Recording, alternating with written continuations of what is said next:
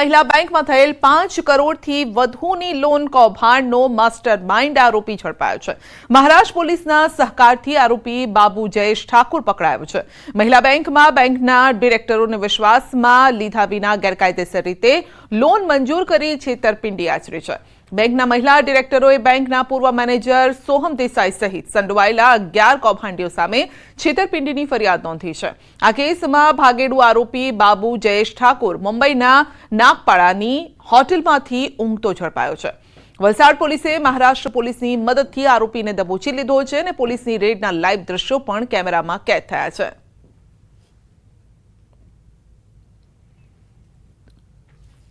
કુલ મળીને જે 9 લોનનું ચીટિંગ કરવામાં આવ્યું હતું, જેમાંથી 6 લોન આણે અપાવેલી હતી બાબુ જયસિંહ ઠાકોર, એ આરોપીને મુંબઈથી ધરપકડ કરી લેવામાં વલસાડ સિટી પોલીસને સફળતા મળી છે। આ ગુનામાં માસ્ટર માઇન્ડ કહી શકાય એવો મુખ્ય આરોપી બાબુ જયસિંહ ઠાકોરને પકડી પાડવામાં આવ્યો છે। તો બેંકના પૂર્વ મેનેજર સોહમ દેસાઈએ તેના સાગરીતો સાથે મળીને ખોટા દસ્તાવેજી કાગળો તૈયાર કર્યા। ત્યારબાદ બેંકના બોર્ડ ઓફ ડિરેક્ટરોની જાણ બહાર।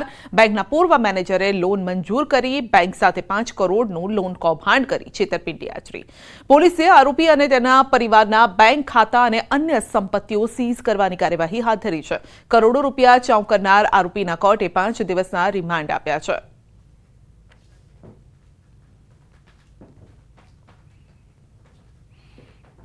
लगभग 8, 7, 8, 9 જેટલી ફાઇલો જે બોર્ડની સમક્ષ મૂકવામાં જ નથી આવી, બોર્ડ ઓફ ડિરેક્ટર્સને ધ્યાનમાં પણ નથી મૂકવા આવી, બોર્ડ ઓફ ડિરેક્ટર્સે એમાં સહી નથી કરી, છતાંય બધી લોનના પૈસા જે તે પાર્ટીને આપી દેવામાં આવ્યા છે। આ ગુનામાં માસ્ટર માઇન્ડ કહી શકાય એવો મુખ્ય આરોપી બાબુ જયસિંહ ઠાકોરને પકડી પાડવામાં આવ્યો છે। એની જે વિગતો છે એ તમામ વિગતો, એની પ્રોપર્ટી, એના બેંક એકાઉન્ટ્સ, એના પરિવારના સભ્યોના બેંક એકાઉન્ટ એ તમામ મેળવવામાં આવ્યા છે। બાબુની અન્ય વિગતો હાલ મેળવી લેવામાં આવી છે અને એના રિમાન્ડ 5 દિવસના મળ્યા છે। વલસાડ પોલીસે આરોપી બાબુ જયેશ ઠાકુરની સઘન પૂછપરછ કરી છે અને આરોપીએ વલસાડની મહિલા બેંકમાં 5 કરોડથી વધુની છેતરપિંડી કેસમાં તેની સંડોવણી હોવાની કબૂલાત કરી। જોકે બીજી તરફ બેંક મેનેજર સોહમ દેસાઈને પકડવામાં વલસાડ પોલીસને હજુ સફળતા નથી મળી। કૌભાંડીઓ પર દાખલારૂપ કાર્યવાહીની માંગ ઉઠી છે।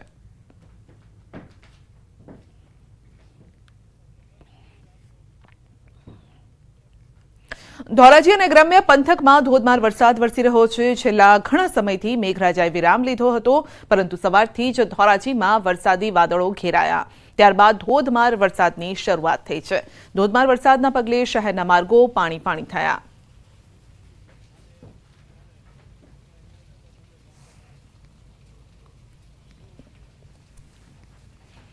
તો લાંબા વિરામ બાદ જેતપુરમાં પણ વરસાદી માહોલ જામ્યો છે। કેટલાક વિસ્તારોમાં ધોધમાર વરસાદ। જેતપુરના તીનબત્તી ચોક, અમરનગર રોડ, સ્ટેન્ડ ચોક, દેસાઈવાડી, ખોડપરા સહિતના વિસ્તારોમાં ભારે વરસાદ છે।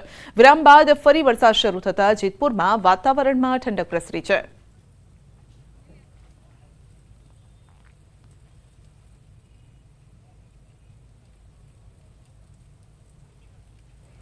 આ તરફ દ્વારકા જિલ્લામાં પણ વરસાદી માહોલ છવાયો છે। કલ્યાણપુર પંથકમાં લાંબા વિરામ બાદ ધીમી ધારે વરસાદ વરસ્યો। રાવન, પાનેલી, ટંકારિયા સહિતના ગામોમાં વરસાદી ઝાપટા પડ્યા। લાંબા વિરામ બાદ ફરી મેઘરાજાની પધરામણી થઈ છે। તો દ્વારકા જિલ્લાના ભાટિયા ગામે પણ વિરામ બાદ વરસાદની શરૂઆત થઈ। ભાટિયા ગામે ખાબકેલા વરસાદથી મુખ્ય બજારોમાં પાણી વહેતા થયા છે। મહત્વનું છે કે કેટલાક દિવસના વિરામ બાદ મેઘરાજાએ એન્ટ્રી કરી છે।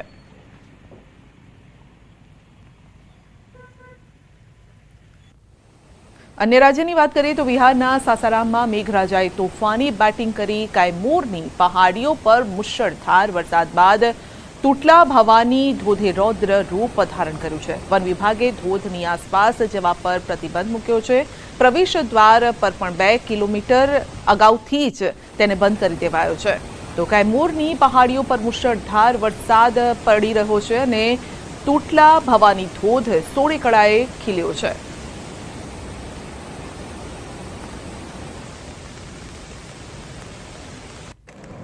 છત્તીસગઢના કાંકેર જિલ્લામાં ભારે વરસાદે તારાજી સર્જી છે. વરસાદના કારણે 35 ગામ ટાપુમાં ફેરવાઈ ગયા છે. ગ્રામજનો જીવના જોખમે બોટનો સહારો લઈ નદી પાર કરી રહ્યા છે. નદી પાર કરતી વખતે અનેક અકસ્માત પણ થયા, જેમાં લોકોએ જીવ પણ ગુમાવ્યા. રસ્તાના અભાવે લોકો જીવના જોખમે બોટમાં સવારી કરવા માટે મજબૂર છે.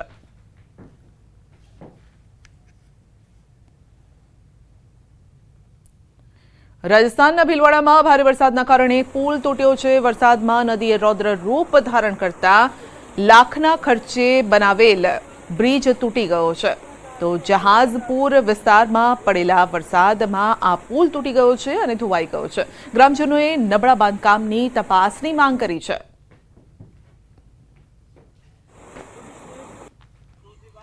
રાજસ્થાનના ટોંકમાં ભારે વરસાદ બાદ જળબંબાકારની સ્થિતિ છે. તંત્રએ લોકોને સાવધાન રહેવાની સૂચના આપી છે. નદીની જળસપાટીમાં પણ વધારો થતાં લોકોને નદી કિનારે ન જવા અપીલ કરાઈ છે. પૂરની સ્થિતિના પગલે એસડીઆરએફની ટીમ ખડે પગે છે. મેઘરાજાના કહેર બાદ રાજસ્થાનના ટોંકમાં જનજીવન પ્રભાવિત થયું છે. અનેક વિસ્તારોમાં વરસાદી પાણી ભરાયા છે, જેના પગલે લોકોને હાલાકી પડી રહી છે.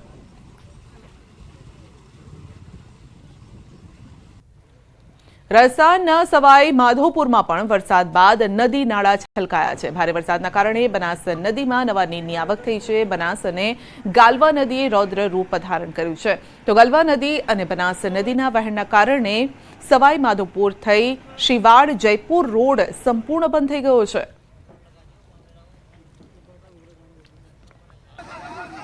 મધ્યપ્રદેશના રીવા જિલ્લામાં પણ ભારે વરસાદના કારણે 3 યુવકો ફસાયા. પાણીના પ્રવાહમાં ફસાયેલા યુવકોની જાણ પોલીસને થતાં પોલીસ ઘટના સ્થળે પહોંચી 5 કલાક બાદ પોલીસે દોરડાથી યુવકોનું સફળ રેસ્ક્યુ કર્યું.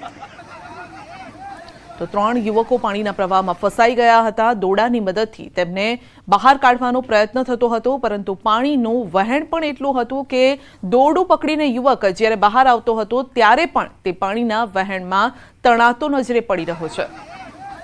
તો જોઈ લો આ દ્રશ્યો કે કઈ રીતે રેસ્ક્યુ હાથ ધરવામાં આવ્યું છે. પાણીનું વહેણ, પાણીનો પાવર એટલો જોરદાર છે કે ખેંચીને લઈ જઈ રહ્યો છે.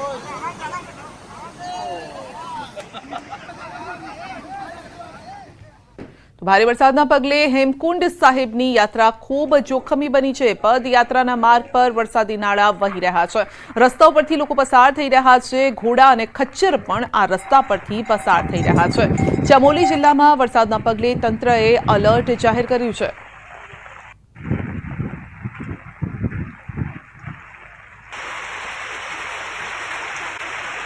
પગલે હેમકુંડ સાહિબની યાત્રા ખૂબ જોખમી બની છે. પદયાત્રાના માર્ગ પર વરસાદી નાળા વહી રહ્યા છે. રસ્તાઓ પરથી લોકો પસાર થઈ રહ્યા છે. ઘોડા અને ખચ્ચર પણ આ રસ્તા પરથી પસાર થઈ રહ્યા છે. ચમોલી જિલ્લામાં વરસાદના પગલે તંત્રએ એલર્ટ જાહેર કર્યું છે.